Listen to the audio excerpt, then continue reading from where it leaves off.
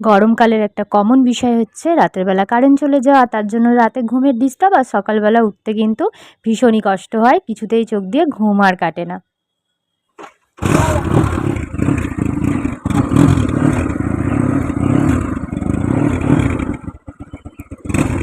Tata tata.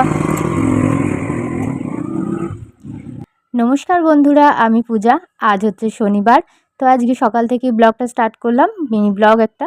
তো সকাল সকাল ছেলেকে কিন্তু রেডি করে পাঠিয়ে আজকে আর আমি যাইনি, যেহেতু ওর বাবা ছিল, ওর বাবার একটুখানি কাজও ছিল, তো ওকে দিয়ে সেই কাজটাও সারবে, তো সেই কারণে ওর বাবাই নিয়ে চলে গেল, নয়তো প্রতিদিন আমিই যাই। তো ঘরে চলে এসেছি আর ঘরের কাজগুলো কিন্তু কমপ্লিট করে নিচ্ছি। বিছানাটা আমার তোলাই ছিল, তবুও ছেলে আবার শুয়ে পড়েছিল, কিছুতেই আর ওর চোখ দিয়ে ঘুম আর কাটে না। কি আর বলবো, রাতের বেলা ঠিকমতো ঘুম হয় না। আর গরমকালে কিন্তু কমন বিষয় কারেন্ট চলে যাওয়া, সেটা তোমাদের ওখানে কোথায় কোথায় হয় অবশ্যই কিন্তু কমেন্ট করে জানাবে। শীতকালে কিন্তু একটুও কারেন্ট যায় না, জানো তো। তো এখানে ঘরে কতগুলো জামা কাপড় ছিল, তো সেগুলো আর এখন তো জামা কাপড় রোজ কাচতে হচ্ছে, কারণ গরমকাল, যেটাই পরে বেরোনো হচ্ছে সেটা না কেচে আর মানে রাখাই যাচ্ছে না। তো সেই কারণে জামা কাপড় ছিল, সেগুলো একটু গুছিয়ে নিচ্ছি। তো আজকে সকালটা কিন্তু এইভাবেই শুরু হয়েছিল। তো তারপরে আবার ছেলেকে আনতে যেতে হবে।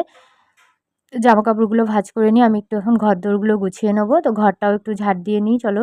তো ঘরটা ঝাড় দিয়ে নিতে নিতে ভাবলাম যে না, আমার সাইকেলটাও বের করে নিই, মানে আমার সারথি যেটাকে বলো যেটাই বলো না কেন। তো আমার সাইকেলটা বের করব। আর অন্যদিন তো আমি সকাল সকাল বের করে নিই, এখানে তো বরমশাইয়ের গাড়ি থাকে, তো আমি বের করে নিয়ে চলে যাই ছেলেকে দিতে। তো আজকে যেহেতু বরমশাই গাড়ি নিয়ে চলে গেছে, তো সাইকেলটা আর বের করা হয়নি রান্নার জায়গা থেকে, তো ওই জন্য সাইকেলটাকে বের করে নিয়ে তারপর আবার আমি ঘরের কাজ করব। তো আজকে এইটুকুনিই থাক। ছোট ছোট এরকম ব্লগ দেখতে চাইলে অবশ্যই আমাকে ফলো করে রেখো। আর এরপর আমি রান্নার দিকে যাব, তো সেটা দেখাচ্ছি অন্য কোনো ভিডিও।